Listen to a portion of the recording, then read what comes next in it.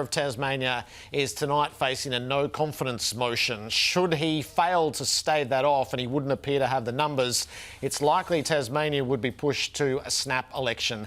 And once again, the Macquarie Point Stadium and the 19th licence to enter the league would be placed at jeopardy, perhaps like never before. The deal and the way the deal is constructed is to set this club up for success. And I've said repeatedly, and I know Brendon and Grant have also said repeatedly, is when Tasmania finally take that stage, when we finally get that opportunity, we want to be good, we want to be sustainable, and we want to represent this state with pride well into the future. In order to do that, we need the infrastructure to set us up for that success.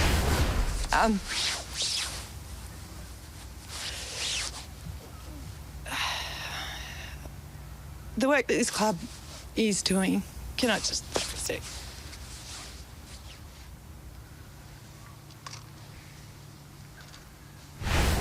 This club is powered by our future generations, by our kids and by our grandkids. It's an opportunity to bring this state together. It's an opportunity to create pathways. And they're real, they're happening now. You know, I've got 50 students out here in my sightline. They power us every single day. And they will keep doing that, and we're going to play on. And we want to see this team, this club, become a reality because our young people deserve it. Look, I think it'd be a big opportunity lost. These things don't come around very often, and who's to say it might come around ever again if this is not the time for it. But it would be extremely disappointing. The parliamentary debate might be dry, but the emotions are raw, and Kath McCann has been on the ground from day one. She's the longest-serving employee of the Devils, and she gave us a pretty good insight into the feeling on the island right now. So the day began with a note of great concern from the Devils, and at the close of it, Brendon Gale, the Chief Executive, is with us. Brendon, it's great to have you with us on 360. Thanks for your time. Good to be with you, Jared. How precariously placed is the dream of the Tassie Devils as we talk tonight? Well, there's some uncertainty around the leadership of government, and you said in your introductory comments there's a vote of no confidence in the Premier. But as far as we're concerned, it's business as usual. You know, we're getting on with the business we have to of building an organisation and building teams. Clearly, our existence is conditional upon the delivery of a stadium, and that's an agreement between the AFL and the state government. And that stadium needs to clear the passage of both houses of parliament. I mean, that process is underway at the moment. So that process will run its course. That hasn't changed. And there's some uncertainty around leadership and maybe the composition of parliament, but that really hasn't changed. And we've just got to get on with the job and controlling things we can control. If Jeremy Rockliff does get rolled, Brendon, does the team lose its shepherd, its greatest advocate? Look, he's been a very strong leader, but you know, so has the government, and the government has got the unequivocal support of the opposition, and a number of independents as well. So I mean, Jeremy's been a very strident advocate for the team, and but the relationship, the agreement is between the AFL and the government of the day, you know, that's an agreement that sort of sits outside our control. We've got to get on with the business of building our club, and we've got a lot to do, and it's a huge responsibility, but a great opportunity as well. And we strongly believe in the power of this team. It's not about football; it's about the potential to lift this whole state, and we believe in that. And you just saw the response of Kath McCann.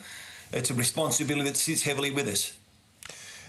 I think that is the thing that hits home most, Benny. There's so much that it's hard to understand for the average person sitting at home watching this. It is politics and there's, bipartisan support. What does that mean? The Greens, the Independents. But then you see a Kath McCann sit down and break down. It's hard to watch. It talks about the very core and essence of what this is all about when it was first put on the agenda. It is connecting the Tasmanian people who have been such great football lovers and supporters to the AFL, which they've long held out hope for, and you see the emotion come out in Kath McCann. I mean, this would be extrapolated right across the state, I'd imagine, if we can't get this up. Yeah, indeed, Gary. I mean, this is a team already like no other. We're a team that represents an entire state, and now no other team can claim that. We're a team by Tasmania, we're a team for Tasmania, and we're a team that we absolutely believe can lift Tasmania and for Tasmania to be as good as it can be. And so, yeah, we see the power of this football club to transform the state that has some challenges and put it on a really positive trajectory. It's a great opportunity for our football club and for the state, but it's a huge responsibility, and we're all so invested in it. And manifest in what you saw from Kath this morning. Two things happened across the course of the day. So the opposition leader who has brought the motion, Dean Winter, wrote to Andrew Dillon to reaffirm his support for the team in the stadium. And the Greens opportunistically tried to have the handling of Macquarie Point added to the no confidence motion, and that got voted down. Is there any comfort in that the numbers still reside with the stadium and the team? Well, I think there's broad-based political support, and certainly in the lower house. I don't want to engage in party politics, but in the lower house, there's broad-based political support. The upper house does rely on the support of a number of independents. Now, recent events, might create some more uncertainty. But no, I think Parliament is very supportive, broad-based support, and I guess even this motion that's been brought in the last 24 hours wasn't about football, about the stadium. It was about some budgetary concerns. But I guess it sparked this chain of reaction. So I think there's broad-based political support, and I'm confident, Gerard, that the more people in the community understand the importance of the stadium, how it's critical to meet the commercial, financial requirements of a team in the biggest sporting competition in Australia, the more they understand how it will unlock a whole range of other financial, economic, social, cultural benefits, the more people are open to sort of changing their minds and supporting of it. And there's some uncertainty at the moment, but we're very, very optimistic about the future. So, Benny, I read Chris Fagan's comments must have been recently about the fact that in his mind that he doesn't want this to fall over clearly, and that he thinks that it can exist a new team and play at Launceston and Hobart at the existing facilities and in time build a stadium. Has it been too ambitious? Has it been too big a stumbling block that's been put there in front of this new team to have a no team, no stadium policy? No, look, I think it's just been a difficult concept to explain, Gary. And look, firstly, there's no good time to build a stadium around the world. I mean, they're always big and they're expensive, and there's always a whole range of other priorities. So they're difficult things, and whether it's Adelaide or Perth Stadium, they're difficult to get through and get popular support. I guess that's compounded by the fact that people in Tasmania think, well, we've got two perfectly good stadiums in Hobart and Launceston. Why can't we just have those? And they're regional stadiums, and they've been fit for purpose.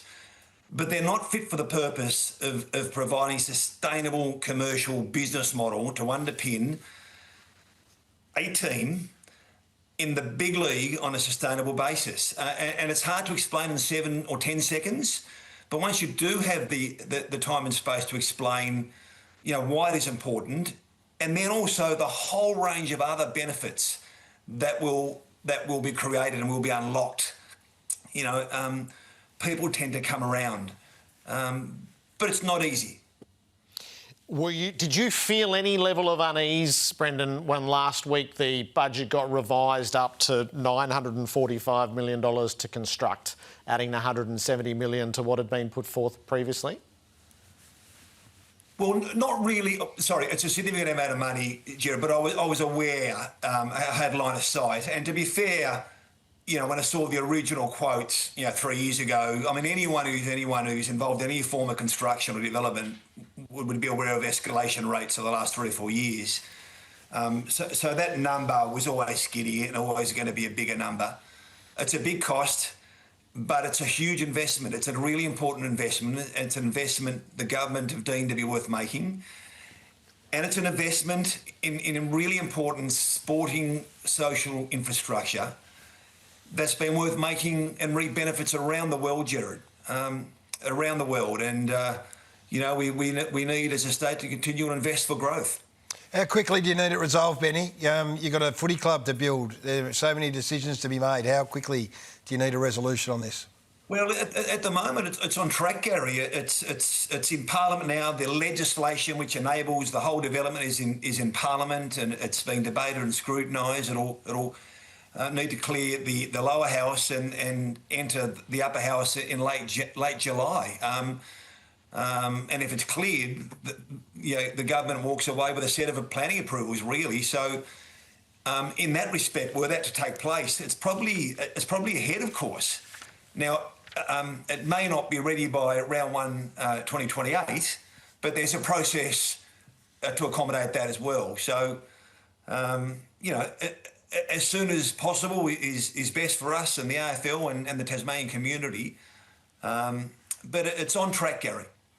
So just as we close, Brendon, in the hours ahead or the days ahead, if the Premier does get rolled, do you remain confident that the stadium will be built and the Devils will debut in the AFL in 2028? Well, it's speculation, Gerard, but at the end of the day, the arrangements, the undertakings are as between the AFL and the Government of Tasmania. That won't change. Brendon, great to have you with us. Thanks a lot. Good luck for what's to come. Good luck. Thanks for the time, gents.